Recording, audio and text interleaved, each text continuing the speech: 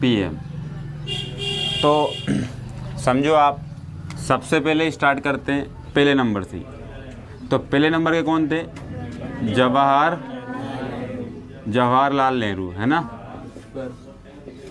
तो इनका कार्यकाल कब से कब तक रहा? तो ये आपको पता है कि 1947 जब देश आज़ाद हुआ था, तब है ना पार्टी ने किसको बनाया था? जवाहरलाल नेहरू को बनाया था। और ये कौन सी पार्टी के थे? कांग्रेस पार्टी के थे। तो 1947 से तो ये रहे 1964 तक, ये रहे 1964 तक। अब 1964 में पद पे रहते हुए इनकी क्या हो गई? मृत्यु हो गई। मृत्यु तो हुई, लेकिन कब हुई? पद पे रहते हुए। तो पद पे रहते हुए तो इनका पद क्या खाली हो गया क्या? तो इनका पद खाली हो गया। तो इन्होंने फिर पार्टी ने कार्यकारी रूप में यानी कार्यवाहक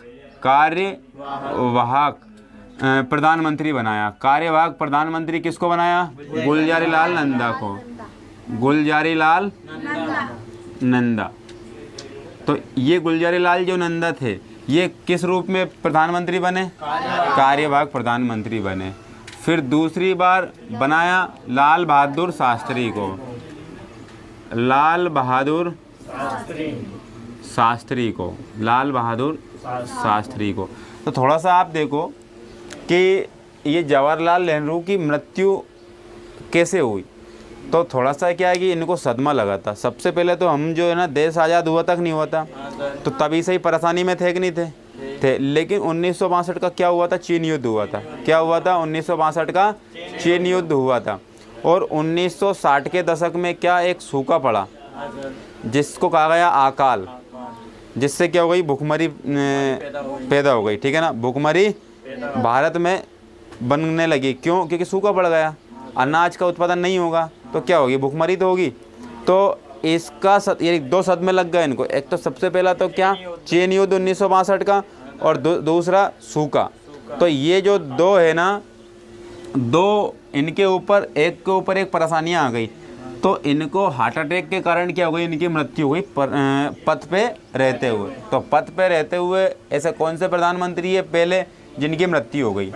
पंडित जवाहरलाल नेहरू की। उसके बाद कार्यवाहक के रूप में कौन आए? गुलजारीलाल नंदा। उसके बाद में फिर दूसरे प्रधानमंत्री कौन आए? लाल बहादुर शास्त्री। तो लाल बहादुर शास्त्री रहे 1964 से 1966 तक। अब ये लाल बहादुर शास्त्री की भी मृत्यु हो गई पद पे रहते हुए, इनकी भी मृत्यु हो गई पद पे रहते हुए। तो इनकी मृत्यु कैसे हुई? देखो 1965 में क्या हुआ था? पाकिस्तान युद्ध हुआ। क्या हुआ? पाकिस्तान युद्ध हुआ। अब पाकिस्तान युद्ध के बाद में 1966 में ये समझौते के लिए कहाँ गए? ताशकंद गए। उज्बेकिस्तान की राजधानी है क्या? ताशकंद। तो उज्बेकिस्तान की राजधानी ताशकंद में गए और ताशकंद में समझौता हुआ। तो एक तरफ से तो भाई पाकिस्तान से गए थे और इंडिया से। पाकिस्तान से गए थे आयूब खां, और यहाँ से पीएम गए थे हमारे कौन? लाल बहादुर शास्त्री। लाल बहादुर शास्त्री। इन दोनों की एक जगह बैठक हुई। वो कहाँ हुई? 1966 में हुई। और कहाँ हुई? ताशकंद में। और ताशकंद किसकी राजधानी है? उज्बेकिस्तान की राजधानी। तो इनकी भी पद पे रहते हुए मृत्यु हो गई। तो हम बोलेंगे ताशकंद समझौता कब हुआ था? 1966 में। किस किस के बीच में हुआ था? आयूब खान और लाल बहादुर शास्त्री के बीच में। क्यों हुआ था? क्योंकि भैया पाकिस्तान और भारत का युद्ध हो गया था 1965 में। इतनी बात समझ में आई? ठीक है, आगे चलते हैं। तो इनकी मृत्यु भी, लाल बहादुर शास्त्री की भी मृत्यु कैसे हो गई? पद पे रहते हुए। इन्होंने 1965 में एक नारा दिया था। देखो यहाँ पर पाकिस्तान ने कश्मीर से और गुजरात के जो गुजरात की जो हमारा सीमा लगती कि नहीं लगती है, और कश्मीर की सीमा, इन दोनों तरफ से क्या कर दिया? हमारे ऊपर आक्रमण कर दिया, अटैक कर दिया, है ना। तो ये लाल बहादुर शास्त्री भी सेना के साथ में युद्ध मैदान में यानी कि युद्ध स्थल में चले गए। तो उन्होंने वहीं पे नारा दिया था। देखो बाहरी जो है सुरक्षा वो कौन करता है? जवान। और आंतरिक सुरक्षा कौन करता है? किसान। तो वहीं पे नारा दिया था, जय जवान जय किसान। तो जय जवान जय किसान, अगर किसान नहीं होगा तो भारत भूखे मरने लगेगा उस समय की बात, और जवान नहीं होंगे तो ये इधर उधर आक्रमण करने वाले भारत पर क्या कर लेंगे, कब्जे। तो दोनों ही जवान और किसान दोनों ही हमारे लिए महत्वपूर्ण भूमिका निभाते हैं। तो ये बात आई बात समझ में। तो 1964 से 1966 तक कौन रहे, लाल बहादुर शास्त्री। तो इनकी भी मृत्यु कब हो गई, पथ पे रहते हुए। तो फिर कार्यवाहक के रूप में आएंगे, कार्यवाहक। तो कार्यवाहक के रूप में फिर पीएम बने कौन, यही गुलजारी लाल नंदा, गुलजारी लाल नंदा। तो यहाँ पे लाल कर देते हैं, नंदा, ठीक है ना, गुलजारी लाल नंदा। तो ये भी कार्यवाहक के रूप में, तो ये 2 बार कार्यवाहक के रूप में पीएम पद पे पदस्थ रह चुकी है। कौन, गुलजारी लाल नंदा। अब आगे चलते हैं, तीसरे नंबर की बात आती है 1966 से आती है इंदिरा गांधी। अब एंटर होती है पहली महिला प्रधानमंत्री इंदिरा गांधी। अब पहली महिला प्रधानमंत्री कौन, इंदिरा गांधी। तो इंदिरा गांधी का कार्यकाल रहा है 1966 से 1977, 77 तक, है ना। तो 1966 से 1977 इसके बीच में हुआ क्या, देखो। सबसे पहले तो इन्होंने 1969 में 14 बैंकों का राष्ट्रीयकरण करवाया, 14 बैंकों का राष्ट्रीयकरण करवाया, ठीक है ना। तो राष्ट्रीयकरण किसके कार्यकाल में हुआ, इंदिरा गांधी के कार्यकाल में। कब हुआ, 1969। तो 1969 में कितने बैंकों का राष्ट्रीयकरण हुआ, 14 बैंकों का राष्ट्रीयकरण हुआ। और इन्हीं के समय एक 1974 में पहला परमाणु परीक्षण हुआ। क्या हुआ, परमाणु परीक्षण। तो पहला परमाणु परीक्षण हुआ, वो कब हुआ, 1974 में। लेकिन 1974 में पहला परमाणु परीक्षण तो हुआ, लेकिन वो कहाँ हुआ, राजस्थान के पोखरण में, ठीक है ना, पोखरण में। तो राजस्थान के पोखरण में। तो ये, लेकिन ये परमाणु परीक्षण असफल रहा। क्या रहा, असफल रहा। तो इतनी बातें आपको अभी पता चली। उसके बाद में हम देखते हैं 1971 में फिर भारत पाकिस्तान युद्ध हुआ। 1971 में क्या हुआ, फिर भारत पाकिस्तान युद्ध हुआ। तो पाकिस्तान और भारत में युद्ध हुआ क्यों, क्योंकि बांग्लादेश के जो भी मतलब है ना जनता थी, उस पर जो, देखो ये भारत है, ये भारत है, ये तो इधर तो पाकिस्तान और पश्चिम में, इसलिए पश्चिमी पाकिस्तान, और इधर है बांग्लादेश। तो बांग्लादेश पे भी अधिकार किसका था, पाकिस्तान का। तो इसको कहते थे पूर्वी पाकिस्तान, इसको पश्चिमी तो पश्चिमी पाकिस्तान, पूर्वी पाकिस्तान अर्थात बांग्लादेश के जनता पर क्या करता था, अत्याचार करता था। और यहाँ पर जो भी प्रशासन व्यवस्था कहाँ रहती थी, पश्चिमी पाकिस्तान पर रहती थी। इनको कोई मौका ही नहीं दिया जाता था, यानी कि इनका शोषण होने लगा था। और कौन कर रहा था, पश्चिमी पाकिस्तान। तो इससे परेशान होकर के 1971 में बांग्लादेशी जनता ने भारत में शरण ले ली। उनको भी कहते हैं हम शरणार्थी, तो एक ये भी शरणार्थी समस्या हमारे सामने आई।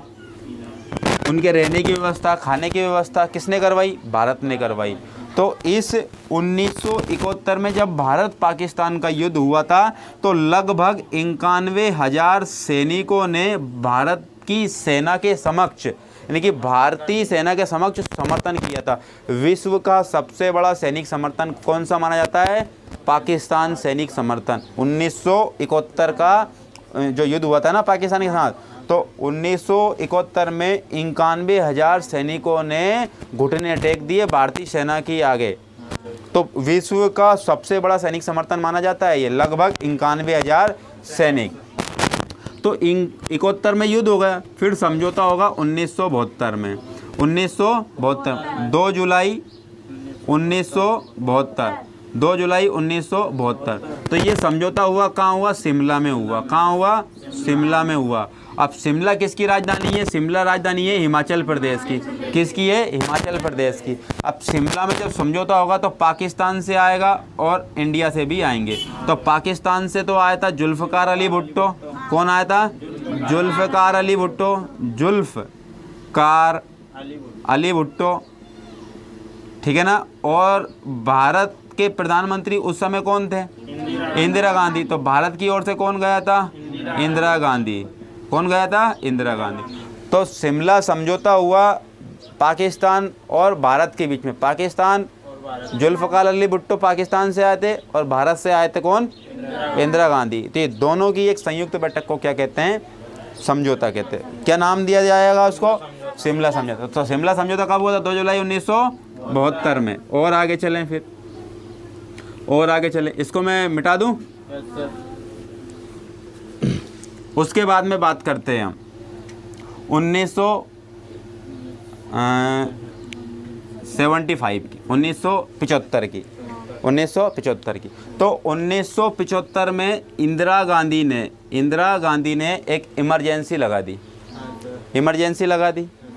और वो 1977 तक चली, लगभग 22 माह तक चली, लगभग 22 माह तक। अभी तक की सबसे बड़ी इमरजेंसी यही कहलाती है 1975 से 1977 तक की। तो भाई ये 22 माह की इमरजेंसी में इंदिरा गांधी ने की मनमानी, इंदिरा गांधी ने की मनमानी। थोड़ा सा एक और देख लो कि इंदिरा गांधी जब 1971 का चुनाव जीती तो उन्होंने, इंदिरा गांधी ने नारा दिया था गरीबी हटाओ गरीबी मिटाओ, गरीबी हटाओ गरीबी मिटाओ। ये नारा दिया था इंदिरा गांधी ने। तो गरीबी हटाओ गरीबी मिटाओ का नारा किसने दिया? इंदिरा गांधी ने दिया। तो 1975 से 1977 तक लगी एक इमरजेंसी जो 22 माह की रही है। तो सबसे बड़ी अभी तक की इमरजेंसी कौन सी है? 22। राष्ट्रीय आपात जिसको बोलते हैं हम, सॉरी राष्ट्रीय आपात नहीं, अध्यादेश जारी किया था, अध्यादेश जारी किया था। क्या किया था? अध्यादेश। तो ये इमरजेंसी में क्या हुआ कि जो भी विरोधी नेता थे, जो भी विरोधी नेता थे, तो विरोधी नेताओं को बंदी बना करके बिना किसी अपील के, बिना किसी दलील के जेल में बंद कर दिया जाता था।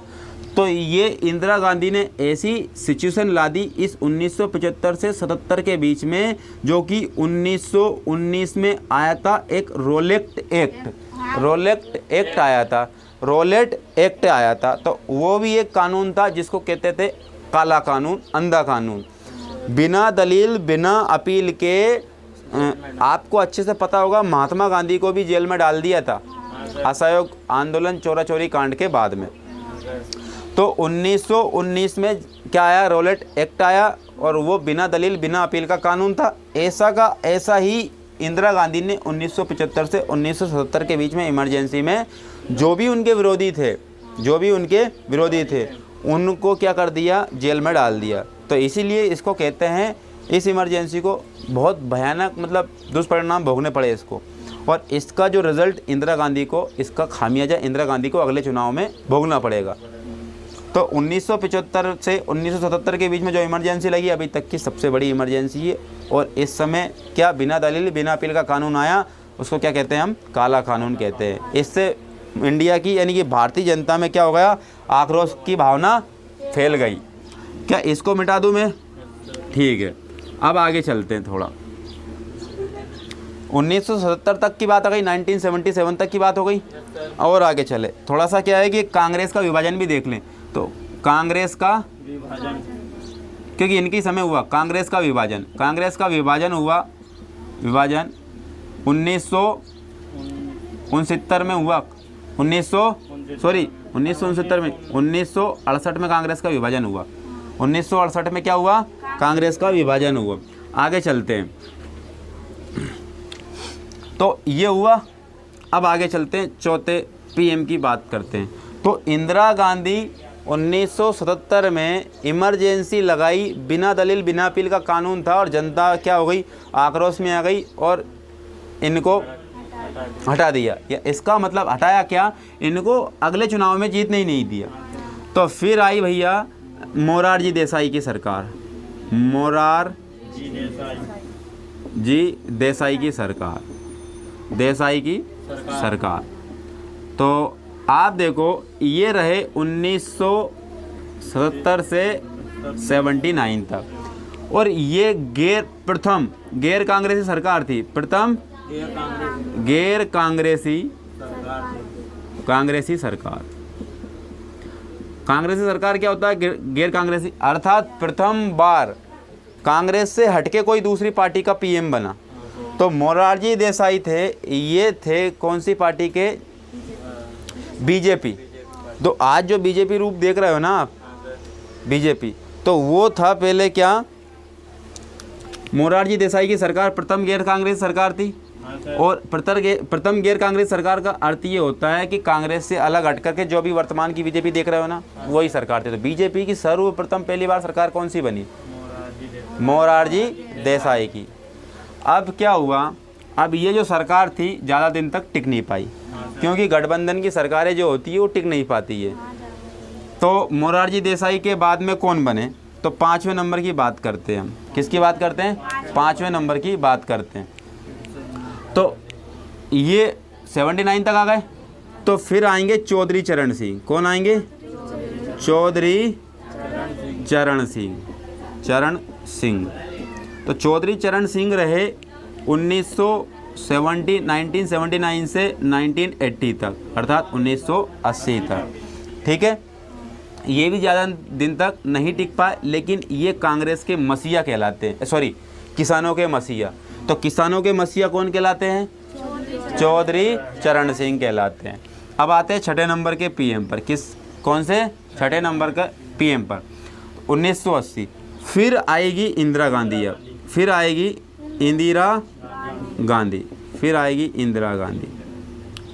तो इंदिरा गांधी आई फिर 1980 से 1984। अब देखो आप, अब यहाँ पर 1980 से 1984, तो 1985 तक चलनी थी सरकार। 5 साल की होती कि नहीं होती? लेकिन 1984, इसका मतलब यहाँ क्या हुआ? 1984 में एक ऑपरेशन चलाया गया। एक ऑपरेशन चलाया गया जिस ऑपरेशन का नाम है ब्लू स्टार। Blue star. तो ब्लू स्टार किसके लिए चलाया गया? ब्लू स्टार चलाया गया अमृतसर मंदिर। अमृतसर मंदिर। अमृतसर मंदिर। तो अमृतसर मंदिर में क्यों चलाया गया? क्योंकि एक भिंडरावाले नामक एक व्यक्ति था। कौन था? भिंडरावाले नामक एक व्यक्ति था। वो हथियारों समेत कहाँ घुसे बैठा था? देखो, ज़्यादा लंबी कहानी नहीं चलेगी भिंडरावाले की, क्योंकि टाइम नहीं है अपने पास। तो इसके समय के अभाव के कारण हम थोड़ा सा समझ लेते हैं। छोटी सी, भिंडरावाले जो व्यक्ति था, इनका एक क्या था? समूह था। इनका क्या था? समूह था। तो भिंडरावाले हथियारों समेत कहाँ छुप के बैठे थे? मंदिर में। और कौन से मंदिर में? अमृतसर के स्वर्ण मंदिर में। ठीक है ना, गोल्डन टेम्पल में। तो इस अमृतसर मंदिर में जब घुस के बैठा है, तो इस समय प्रधानमंत्री कौन थी? इंदिरा गांधी। तो इंदिरा गांधी ने सेना को भेजा एक ऑपरेशन के तहत, एक ऑपरेशन के माध्यम से कि हमें एक ऑपरेशन चलाना है, भिंडरावाले को मंदिर से बाहर निकालना है ना। या तो बिना अगर दिक्कत के, यानी कि बिना मारे ही अगर समस्या का अगर समाधान हो जाए तो अच्छी बात है, तो फिर गोली तो मारनी पड़ेगी हमें। तो भाई क्या हुआ कि ब्लू स्टार एक क्या चला? ऑपरेशन चला स्वर्ण मंदिर के लिए। भिंडरावाले घुसा बैठा था, उसको निकाल करके बाहर निकालना है, कुल मिला के बात ये। तो इस मुठभेड़ में भिंडरावाले की हो गई मृत्यु। भिंडरावाले की हो गई मृत्यु। ठीक है ना।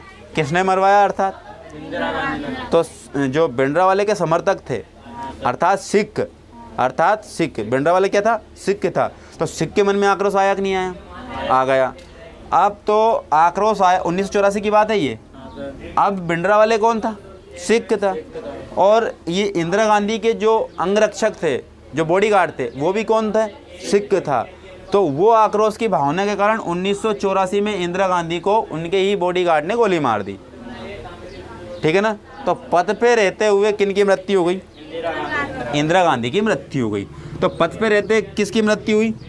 इंदिरा गांधी की मृत्यु हो गई। तो इनकी भी मृत्यु हो गई। तो अब देखो, फिर चुनाव करवाया गया, क्योंकि 1 साल के लिए भैया क्या दिक्कत है, 1 साल पहले चुनाव करवा दें।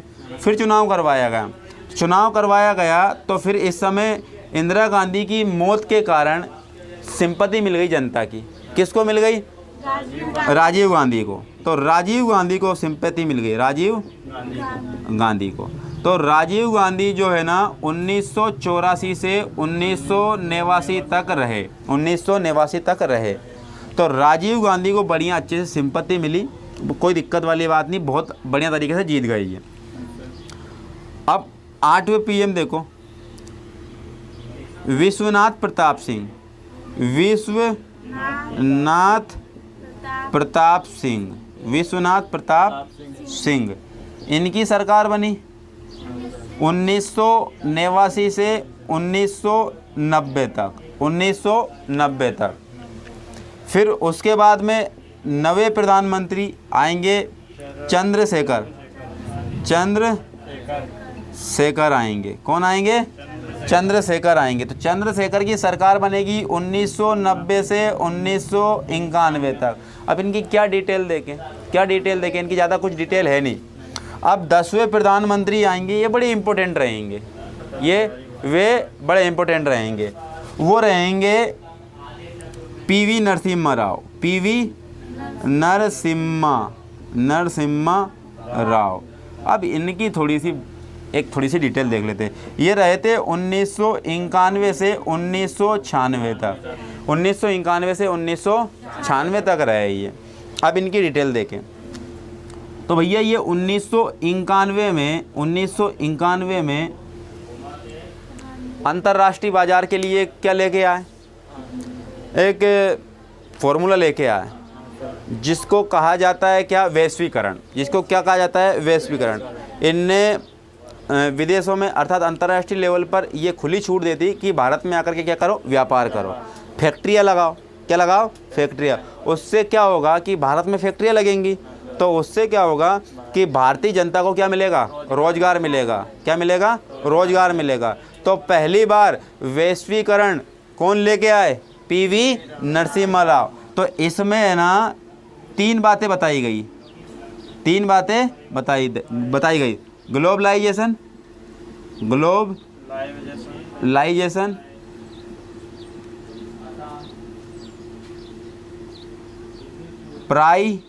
प्राइवेटाइजेशन और लिबरलाइजेशन।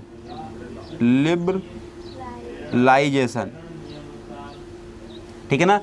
ये 3 लेके आए। देखो एल का मतलब, देखो लिबरलाइजेशन में स्टार्टिंग का वर्ड क्या है? एल।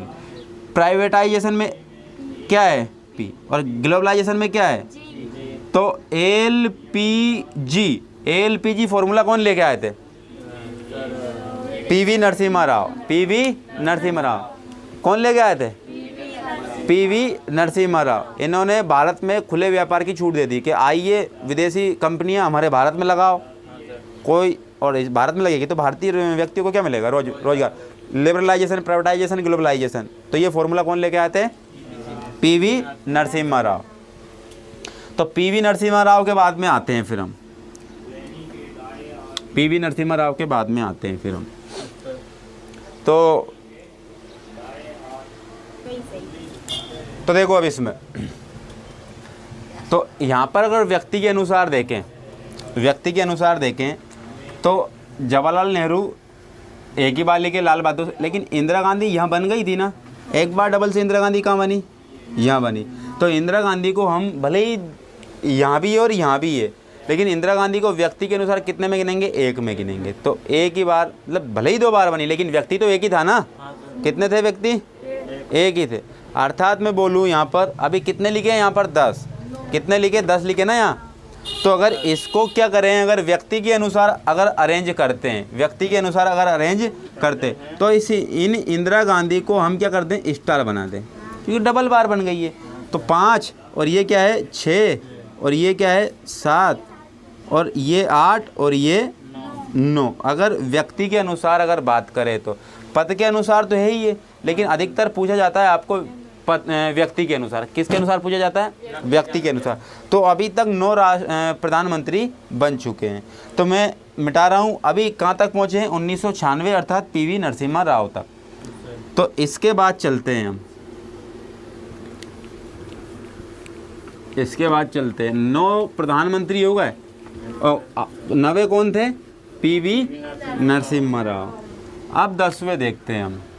10वें देखते अटल बिहारी वाजपेयी, अटल बिहारी वाजपेयी, अटल बिहारी वाजपेयी। तो देखो आप, अटल बिहारी वाजपेयी बनेंगे 1996 से 1996 तक। तो सबसे छोटा कार्यकाल अटल बिहारी वाजपेयी का ही है, वो भी 13 दिन का, इसी समय का, वो भी 13 दिन का, ठीक है ना। तो अटल बिहारी वाजपेयी 1996 से 1996 तक रहे, ठीक है ना। उसके बाद में 11वें जो प्रधानमंत्री बनेंगे, 11वें जो प्रधानमंत्री बनेंगे वो है HD देवगौड़ा, HD देवगौड़ा, देवगौड़ा, ठीक है ना। वो बनेंगे 1996 से 1997 तक, 1996 से 1997 तक। और 12वें जो प्रधानमंत्री बनेंगे वो IK गुजराल बनेंगे, IK इंद्र कुमार गुजराल, यानी कि IK गुजराल, IK गुजराल। तो ये बनेंगे 1997 से 1998 तक, ठीक है ना। अब देखो ध्यान से, एक बार स्टार में फिर बनाऊंगा क्योंकि व्यक्ति के अनुसार बात कर रहे हैं हम। तो फिर अटल बिहारी वाजपेयी बनेंगे, अटल बिहारी वाजपेयी, अटल बिहारी वाजपेयी। तो अटल बिहारी वाजपेयी जब डबल से बन गए, वो बनेंगे 1998 से 1999 तक, 1999 तक। लेकिन फिर डबल से अटल बिहारी वाजपेयी फिर चुनाव हुआ, तो इसका मतलब मैं कह सकता हूँ यहीं से 1998 से तो 2004 तक कौन रहे? अटल बिहारी वाजपेयी रहे। तो 1998 से अटल बिहारी वाजपेयी कब तक रहे? 2004 तक। लेकिन आप समझो बात आगे कि 1999 की बात हम करते हैं, 1999 की बात हम करते हैं, तो 1999 में हुआ था एक कारगिल युद्ध। वो किसके समय हुआ? अटल बिहारी वाजपेयी के समय हुआ। तो जो 1999 में जो कारगिल युद्ध हुआ था, उसको कौन से ऑपरेशन के माध्यम से जीता था हमने? ऑपरेशन विजय। कौन था? ऑपरेशन विजय, ऑपरेशन विजय। तो ऑपरेशन विजय से हमने किस पर विजय प्राप्त कर ली? कारगिल युद्ध जीत लिया हमने, यानी कि पाकिस्तान पर हमने विजय प्राप्त कर ली। अब आगे देखो, 1998 में एक बार फिर डबल यानी कि द्वितीय परमाणु परीक्षण हुआ, परमाणु परीक्षण हुआ। तो परमाणु परीक्षण जो द्वितीय हुआ, उस समय प्रधानमंत्री कौन थे? अटल बिहारी वाजपेयी। लेकिन राष्ट्रपति थे हमारे कौन? APJ Abdul Kalam, APJ Abdul Kalam. तो APJ अब्दुल कलाम जब राष्ट्रपति थे और प्रधानमंत्री कौन थे? अटल बिहारी वाजपेयी। अब इनकी कहानी सुनो, इनकी कहानी सुनो भाई। भारत, अभी शॉर्टकट में सुनेंगे हम। भारत के ऊपर क्या है, अमेरिका ने सैटेलाइट लगा के रखी थी। भारत के ऊपर क्या रखी थी? सैटेलाइट लगा के रखी थी। तो ये जो भारत का ये वाला हिस्सा और भारत का ये वाला हिस्सा, तो यहाँ से जाने और यहाँ से यहाँ तक आने में कितने मिनट लगते थे? 30 मिनट लगते थे। यानी कि एक पूरा मतलब है ना, चक्कर लगाने में उस सैटेलाइट को कितना समय लगता था? 30 मिनट लगते थे। तो भारत ने सैटेलाइट हमारे ऊपर लगा के रखी थी, हम पे नज़र रखी थी कि परमाणु हथियार बना करके परमाणु परीक्षण ना कर ले, इस पर नज़र रखी थी। लेकिन उसी समय जाना हुआ हमारे APJ अब्दुल कलाम को, कहाँ पर? अमेरिका की जो स्पेस एजेंसी है नासा, तो उसमें जाना हुआ। किन का हुआ? APJ अब्दुल कलाम का। तो APJ अब्दुल कलाम कुशाग्र बुद्धि के, तो ऐसे जैसे ही उन्होंने क्या है नासा में एंटर किया, तो उन्होंने देखा कि ये हमारे ऊपर इन्होंने क्या लगा के रखी है? सैटेलाइट। यानी कि सैटेलाइट के द्वारा हम पे क्या नज़र रख रहा है ये, कि हम परमाणु परीक्षण ना कर लें, क्योंकि हम भी एक क्या बन जाएंगे? परमाणु संपन्न देश बन जाएंगे। तो इस पे नज़र रखने के लिए किसने सैटेलाइट लगाई? अमेरिका ने सैटेलाइट लगाई। लेकिन फिर भी ये भी कुशाग्र बुद्धि के और नंबर 1 के व्यक्ति, और ये भी भैया कुशाग्र बुद्धि के नंबर 1 के व्यक्ति, तो जोड़ी बन गई नंबर 1। तो जोड़ी नंबर 1 हो गई इनकी। तो अभी अभी तक के इतिहास में अटल बिहारी वाजपेयी और एपीजे अब्दुल कलाम दोनों की जैसी जोड़ी रही थी, अभी तक जोड़ी ना तो मिली थी और ना ही मिल पाएगी। तो ये जोड़ी अब आगे देखने को नहीं मिलेगी, क्योंकि आजकल क्या है, स्वार्थ ज़्यादा रख रहे हैं, देश भावना कम, स्वार्थ ज़्यादा। तो इस वजह से ये और ये सबसे पहले क्या किसको प्राथमिकता देते थे? देश भावना को। किनको? अगर आगे बात करते हैं तो फिर भी और देखो परमाणु परीक्षण करेंगे कहाँ? वही राजस्थान के पोखरण में। तो ये 1998 का परमाणु परीक्षण, ये कौन सा वाला था? द्वितीय, सेकंड परमाणु परीक्षण, दूसरा परमाणु परीक्षण। ठीक है, तो सैटेलाइट पर नज़र रखी किसने? अमेरिका ने। तो देखो यहाँ का गैप कितना था, इधर से इधर, यानी कि देखो राजस्थान पड़ता है यहाँ, कहाँ पड़ता है? तो यहाँ से राजस्थान से यहाँ जब सैटेलाइट गई और यहाँ तक आने में लगभग उसको लगेंगे 25 मिनट। कितने? 25 मिनट लगेंगे। तो इस 25 मिनट के अंतराल में सारे काम तैयार थे। भूमि के अंदर किया है, किस में किया है? भूमि के अंदर परीक्षण किया था। किसके अंदर? भूमि के अंदर परीक्षण किया था। तो उसी समय भारत के प्रधानमंत्री ने एक रेडियो के माध्यम से, टेलीविज़न के माध्यम से सारे मतलब है ना ऑल इंडिया में और अंतर्राष्ट्रीय लेवल पर भी क्या कर दिया कि भैया भारत में एक भयंकर तूफान आया है और काले बादल छा रहे हैं, है ना। तो काले बादल छा रहे हैं, तो ये पहले से ही क्या कर दिया? अनाउंसमेंट कर दिया और फोड़ दिया बम, है ना। तो जैसे उससे क्या हुआ, उसका धुआं और धूल उड़ेगी उससे। तो अमेरिका को तो पहले पता चल ही गया था कि भैया इनने पहले ही अनाउंसमेंट कर दिया। तो इनने पहले, तो अमेरिका ने सोचा अरे यार उन्होंने अनाउंसमेंट तो करके रखा था, ये काले बादल है और उनका क्या है, तूफान आया भयंकर, तो हो सका ये तूफान होगा। तो इन सैटेलाइट ने जब देखा ना कि तूफान होगा भी तो अनाउंसमेंट किया था। लेकिन बगल में पाकिस्तान है, बगल में क्या है, उसने बोला कि भैया तूफान वूफान कुछ नहीं है, उनने परमाणु परीक्षण कर लिया, उनने परमाणु परीक्षण कर लिया। अब क्या है, अब हो गया परमाणु परीक्षण, और ये परमाणु परीक्षण क्या है, सफल रहा। अब हमारा इंडिया भी कैसे, अब आ जाओ तुम, हमारे पास भी क्या है, परमाणु हथियार है। तो अब हमारा जो देश है 1998 से कौन सा संपन्न देश बन गया, परमाणु हथियार संपन्न देश बन गया। तो अब सलाम है इस जोड़ी को कि इतनी परेशानियों के बावजूद, इतनी टाइट सिक्योरिटी के बावजूद इनने क्या कर दिया, परमाणु परीक्षण कर लिया। अब आगे देखो, तो 1998 से 2004 तक कौन रहे, अटल बिहारी।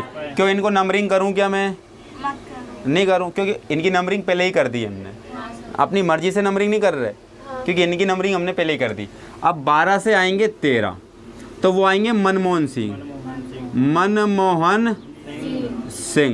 तो मनमोहन जो सिंह थे वो थे 2004 से 2014 तक रहे, ये 2004 से 2014 तक रहे। अब 14 नंबर के जो है हमारे नरेंद्र मोदी है। कौन है, नरेंद्र मोदी है, नरेंद्र मोदी। तो 2014 से अब तक कौन है, नरेंद्र मोदी। तो हमने ये प्रधानमंत्रियों का पूरा है ना, व्यक्तियों के साथ में हमने उनके कार्यकाल को भी देख लिया। तो अभी तक व्यक्ति के अनुसार कितने व्यक्ति बन चुके हैं प्रधानमंत्री, 14 व्यक्ति। तो नरेंद्र मोदी कौन से नंबर के प्रधानमंत्री हैं, 14 नंबर के प्रधानमंत्री है। तो ये बात कंप्लीट आई समझ में, ठीक है।